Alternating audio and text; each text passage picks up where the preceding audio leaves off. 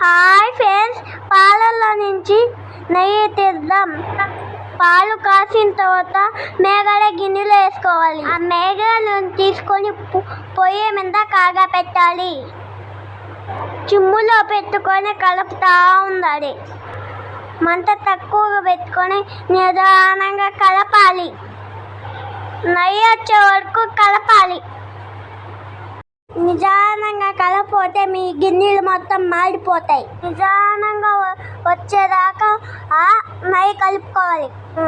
నెయ్యి మేగలి సపరేట్ అయిపోద్ది. సపరేట్ అయింది నెయ్యిని ఒక గిన్నెలో వేసుకొని మూత పెట్టుకోవాలి.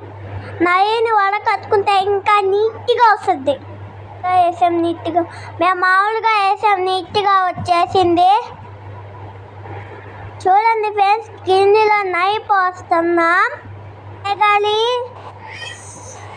నెయ్యి సపరేట్ అయిపోయింది. ఇప్పుడు తీసుకొని నెయ్యి దోశలు వేసుకొని తినచ్చు. మా గిన్నెలు మొత్తం మాడిపోయి ఆమె తోముకోవాలి.